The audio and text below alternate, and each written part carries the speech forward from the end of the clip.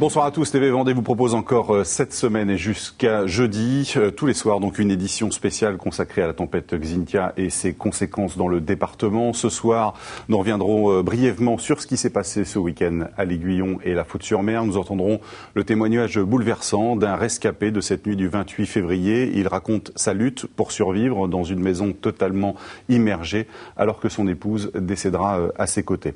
Nous irons à la rencontre de Mireille et Christian Missler. Vous vous souvenez peut-être de leur témoignage. Ils étaient mardi dernier sur ce plateau. Nous avons été à leur rencontre aujourd'hui pour voir où ils en étaient. Ils sont retournés dans leur maison. Vous verrez leur témoignage tout à l'heure. Et puis nous entendrons aussi le président du Secours catholique, Jean-Marie Pogu, qui nous dira que certains dons sont désormais en quantité suffisante. Nous recevons aujourd'hui le médecin colonel Claude Trédaniel. Bonjour mon colonel. Bonjour. Merci d'être sur ce plateau. Vous êtes le chef du service santé des pompiers de Vendée. Vous étiez le premier médecin sur les lieux dans cette nuit du 28 février. Vous nous direz comment les premiers rescapés ont été accueillis dans la nuit, dans le poste médical avancé que vous aviez installé. Et puis nous évoquerons avec vous un sujet qu'on n'a pas évoqué finalement depuis une semaine. C'est la gestion du stress chez les pompiers, les équipes de secours et le travail que votre service a effectué pour eux depuis une semaine. D'abord un mot, on le disait vendredi avec le colonel Montaletan, le directeur du service départemental d'incendie et de secours du département. Il n'y a pas eu de blessés dans cette opération. Vous avez sauvé 765 personnes. C'est très significatif. Oui, c'est un témoin important pour nous, probablement de tout le mal que l'on se donne au quotidien, à la fois en termes d'aptitude médicale. Nos hommes sont suivis, on se donne beaucoup de mal pour dépister des facteurs de risque cardiovasculaire. Je pense que la formation de nos personnels aussi montre toute son efficacité, mais aussi l'équipement en matériel. J'ai comptabilisé en fin de cette première journée de dimanche un blessé, 3 points de suture, blessure légère au bout d'un doigt, sur plus de 400 hommes engagés. C'est assez fantastique. Ouais. C'est dû aussi à une bonne coordination, une bonne organisation sur place, vous pensez ? Oui, bien sûr, bonne coordination, des moyens adaptés, des moyens bien encadrés. Et véritablement, c'est un bon témoin de ce qui s'est passé sur cette journée. Il y avait un poste médical spécifique pour les secours en cas de blessure qui était installé de toute façon, qu'il l'est toujours dans ces opérations-là ? Non, on n'a pas eu le temps. Ce jour-là, on a vraiment privilégié la prise en charge des sinistrés au niveau de notre point de rassemblement des victimes, transformé en PMA par la suite. Quand vous arrivez, vous, sur place, il est 6-7 heures du matin peut-être, vous êtes donc le premier médecin sur les lieux. Sur ce type de catastrophe, vous savez comment vous devez procéder, ou on improvise finalement en fonction de ce qui se passe pour s'adapter ? Non, on a des formations. Moi, j'ai suivi il y a quelques années une formation de directeur de secours médicaux qui est bien utile dans ces moments. Et puis nous avons la chance en Vendée d'avoir nos Vendée Globes qui nous permettent vraiment de nous rôder sur des dispositifs de grande ampleur, véritablement. Donc la première chose que vous faites quand vous arrivez, quelle est votre première décision ? Ma première décision, elle est simple, c'est d'appeler mes collègues du SAMU en renfort médicaux.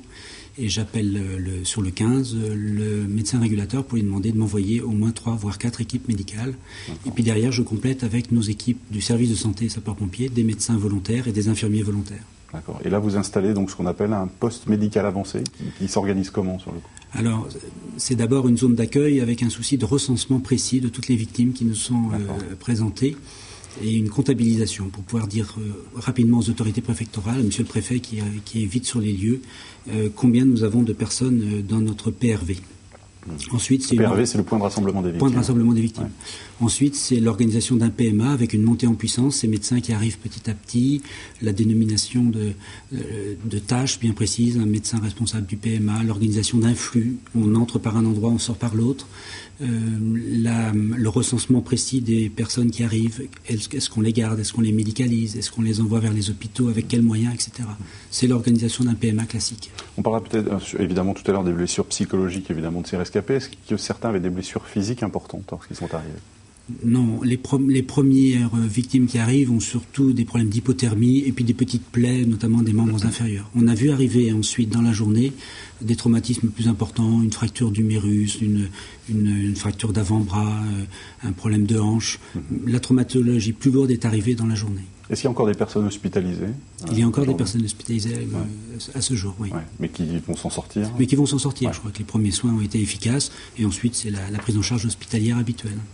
Alors on va revenir sur ce qui s'est passé ce week-end. Vous avez peut-être suivi l'édition spéciale que nous avons proposée hier soir. Alors dans les 2 communes sinistrées, ce fut évidemment un week-end d'hommage. 2 messes en mémoire des victimes ont été célébrées à 9h30 à la Faute-sur-Mer et à 11h à l'Aiguillon. À la cathédrale Notre-Dame de Paris, Monseigneur André XXIII, l'archevêque de Paris, a présidé hier une messe en hommage aux 53 victimes françaises. Samedi, une marche silencieuse a rassemblé près de 400 personnes le long des 2 kilomètres séparant l'Aiguillon de la Faute-sur-Mer. Je vous propose justement, vous voyez sur ces images cette marche donc de samedi, je vous propose d'écouter quelques-uns des participants à cette marche venus témoigner de leur solidarité avec les victimes de la tempête. Tout le monde s'est très bien mobilisé et là on est vraiment content que ça marche parce que le monde qu'il y a derrière, je crois que ça se ressent quand même. Donc on est vraiment tous solidaires les uns les autres à l'Aiguillon-sur-Mer. C'était bien de leur rendre hommage pour dire aux familles qu'on était avec eux et qu'on les soutient.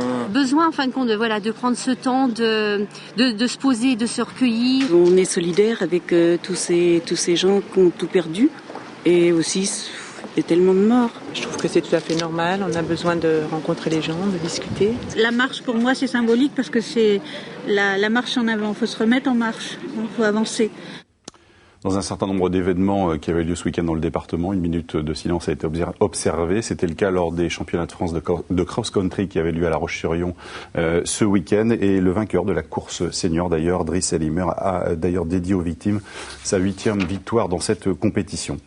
Les autorités redoutaient, on vous le disait dès vendredi ce week-end, un afflux de personnes évidemment sur les 2 communes, mais les messages délivrés par le préfet et la gendarmerie notamment, ainsi que les barrages installés aux abords de l'Aiguillon et de la Faute par plus de 160 gendarmes, ont visiblement été suffisamment dissuasifs. Une attitude qu'a louée d'ailleurs Jean-Jacques Brault, le préfet de la Vendée, qui a rencontré hier dimanche Aurélien Martin. Je crois que les gens ont compris qu'un afflux de personnes ne servait à rien. Les associations autour de la DPC, de la Croix-Rouge et du Secours catholique viennent en renfort de la protection civile, c'est-à-dire des hommes du SDIS 85 et de tous les renforts qui sont là.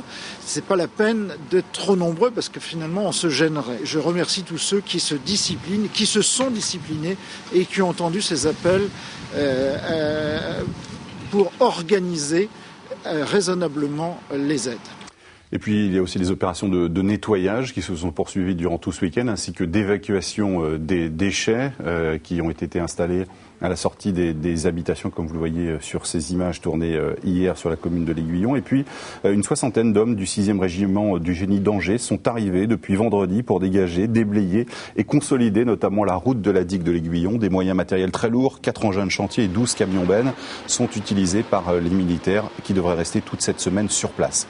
Ce week-end, les propriétaires des résidences secondaires absents la nuit du drame sont aussi venus constater les dégâts dans leurs habitations. Alex Lanos a rencontré l'un d'entre eux. Je m'attendais à ce qu'il y ait de l'eau dans la maison, mais je ne pensais pas que la saleté, la boue et tout le sable seraient rentrés aussi intensément et auraient tout mélangé dans la maison. Le frigidaire, il est sorti de ses gonds, donc c'est qu'il y a dû y avoir un débit et une force impressionnante de l'eau. Tout l'électroménager est mort.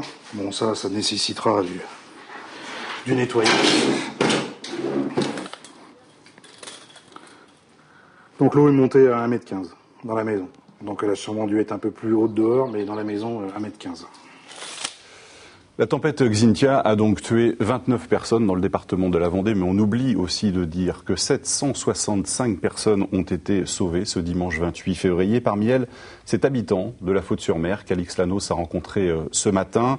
Il lui a raconté cette nuit d'horreur dans une maison totalement submergée, une nuit au cours de laquelle il a perdu son épouse morte dans ses bras. Écoutez. Nous avons été inondés jusqu'à la hauteur du plafond. Il nous restait 5 cm de hauteur du plafond, c'est-à-dire qu'il y avait quelque chose comme 2,40 m d'eau dans la maison. La force de l'eau a fait exploser à 1,50 m de moi la porte et une vague de moins 1,20 m, 1,30 m m'a projeté 15 mètres derrière dans le séjour. Il y avait un tel tourbillon, tous les meubles passaient dans le couloir, tout ce qu'il y avait dans le garage se retrouvait dans la maison. Donc j'ai entrouvert la porte d'un placard à porte coulissante j'ai glissé une de mes jambes dans le placard et en me raccrochant aux arêtes du placard, j'ai pu me tenir comme ça à l'horizontale, à quelques centimètres du plafond. Ma compagne assise sur ma jambe droite, assise sur ma jambe gauche, et moi la tenant comme ça, comme ceci dans les mains. Je pense qu'elle m'a quitté une heure ou une heure et demie ou 2 heures après d'une crise d'hydrocution ou d'une crise cardiaque parce qu'elle est partie d'un seul coup. Je suis resté immergé la moitié du corps jusqu'à cette hauteur-là, la tête dans l'eau, jusqu'au matin où j'ai entendu les hélicos. J'étais tellement transi de foi, tellement tremblant, tellement j'avais les membres complètement tétanisés. J'ai pensé, lorsque j'ai entendu les hélicos, j'ai pensé ne pas pouvoir sortir de l'endroit où je m'étais réfugié. J'ai laissé passer le premier hélico. Il est revenu une seconde fois au-dessus du lotissement. J'ai dit là maintenant, mourir dans le placard, mourir dans l'eau de la maison, mourir à côté de ma compagne ou ailleurs, ça en fait. Je suis resté monté sur le rebord de fenêtre et j'ai fait signe à l'hélicoptère qui était plus loin, dans le lotissement plus loin. Et là, le plongeur m'a fait signe au bout de son câble qu'il m'avait repéré. J'ai attendu qu'il vienne et on est venu m'électroyer à ce moment-là. Voilà pour ce témoignage recueilli ce matin donc par Alix Lanos. Colonel Trédaniel, vous avez dû rencontrer, j'imagine, beaucoup sur le poste médical avancé de gens comme ce monsieur qui savaient qu'ils avaient perdu sans doute l'un de leurs proches. Comment, pardon de ce terme, mais comment on gère ces gens lorsqu'ils arrivent à ce moment-là? C'est très difficile les premières heures parce qu'on a un afflux massif de sinistrés. 765 recensés, vous l'avez évoqué tout à l'heure. Et donc on fait au mieux une prise en charge individuelle quand on a un peu de temps, mais on a tellement de choses à gérer que, en fait, la bonne solution, elle vient en sollicitant la CUMP, la cellule d'urgence médico-psychologique que je demande très tôt dans la matinée et qui me rejoint au milieu de matinée. Le médecin responsable de la CUMP arrive très vite à étoffer son équipe et ils sont une dizaine d'infirmiers autour de ce docteur Bescon à écouter les victimes et à exprimer leur détresse. Comment on peut identifier à ce moment-là les gens justement qui sont dans une détresse psychologique? C'est des gens qui viennent voir spontanément les médecins ou vous le devinez assez vite? C'est difficile aussi parce que cette population sinistrée dans cette première salle que l'on a remplie très rapidement, puis une deuxième, puis une troisième, elle est véritablement sidérée. Elle exprime peu de choses. C'est un environnement très particulier avec des animaux beaucoup. On n'avait jamais vécu ça. Les personnes qui ont réussi à sortir avec leur chien, leur chat, le lapin, le cobaye, les oiseaux, il était impossible d'enlever ces animaux proches de ces sinistrés. C'était quelque chose d'important pour eux. Ils l'expriment pas forcément. Et puis c'est en s'approchant d'eux que petit à petit on comprend leur histoire et ils l'expriment, mais avec des mots difficiles. C'est une ambiance assez silencieuse, enfin un peu surréaliste finalement dans ce poste médical à ce moment-là. Oui, tout à fait surréaliste. Ouais. Plutôt silencieuse, avec, je vous dis, des gens qui ont un regard hagard, les gens sont perdus, ils ne comprennent absolument pas ce qui s'est passé. C'est allé tellement vite pour eux. Est-ce que certains craquent à ce moment-là? Publiquement? Oui, un peu, pas beaucoup dans les premiers instants. Je pense qu'il y a eu une période de stupeur et c'est qu'ensuite, dans les heures qui ont suivi, que les choses les émotions sont exprimées. Donc il y a eu ce poste médical avancé, puis vous avez parlé aussi tout à l'heure d'un point de rassemblement des victimes, qui est donc la deuxième étape pour ces personnes. Qu'est-ce qui se passe à ce moment-là dans ce point de rassemblement? C'est-à-dire que le lieu, si on doit retenir un nom, c'est le nom de PRV, point de rassemblement des victimes, qui est le lieu unique où nous avons réuni toutes les sinistrés que nous avons sortis de l'eau, des maisons, etc. Et c'est le point de recensement. Nous avons pu identifier 765 personnes précisément avec des coordonnées précises. Et dans ce point de rassemblement, nous l'avons orienté en 2 grandes parties. Une partie pour les personnes valides qui ont rempli une première grande pièce. J'en ai fait ouvrir une seconde puis une troisième. Et une partie plus post-médicale avancée où on a traité les blessures physiques et où on a pris en charge, entre autres, un nourrisson de 15 jours qui est arrivé très tôt. Qui est arrivé dans vos bras. Qui est arrivé dans nos bras et que j'ai pu confier à une infirmière sapeur-pompier qui a trouvé du lait, un biberon, en attendant que la maman nous rejoigne, je crois, 3 heures plus tard. Vous ne saviez pas si la maman à ce moment-là allait être sauvée? Non, on ne savait pas. On ne savait pas. On avait un nourrisson dans ce PMA, seul, sans parents. C'est aussi quelque chose de difficile à vivre. Vous avez des images fortes aujourd'hui qui vous restent, j'imagine beaucoup, forcément? Entre autres, justement, la retrouvaille de cette maman avec son nourrisson. C'est vraiment une image extrêmement forte. Quelles sont les préoccupations des gens dans ces moments-là, s'ils en ont? Est-ce qu'il y a des préoccupations évidemment pour les familles, évidemment, qui ne voient plus, qu'ils ont peut-être perdu, des préoccupations peut-être matérielles très basiques? Oui, préoccupations matérielles, ils ont perdu leur maison, ils ont bien compris qu'elle est sous l'eau. Et puis préoccupation, ça a été une vraie difficulté dans ce point de rassemblement de victimes et ce PMA pour la partie médicale, préoccupation pour des proches dont ils sont sans nouvelles. Et on a eu véritablement une activité très importante de recueil de demandes de secours au niveau de ce PRV, ce qui n'est pas classique. Les demandes de secours, en général, arrivent sur le 18, arrivent sur le 15, arrivent par d'autres voies. Là, on était dans un point de rassemblement des victimes où il y avait beaucoup d'expressions de demandes de secours pour un voisin, un parent, une inquiétude exprimée. On va marquer une pause, Colin Trédaniel, et puis on va se retrouver dans un instant pour évoquer la gestion du stress par les équipes de secours. Elle a été évidemment très forte. Vous nous direz aussi ce qui différencie cette gestion du stress dans un événement comme celui-là des événements plus quotidiens qu'ils sont amenés à vivre, et comment, depuis une semaine, vous les aidez dans cette gestion du stress. Edwige Richard nous rejoindra également, et puis nous intéresserons au couple Missler qui était sur ce plateau la semaine dernière et qui nous racontait cette fameuse nuit. Aujourd'hui, ils ont retrouvé leur maison. Nous les retrouverons dans un instant. À tout de suite.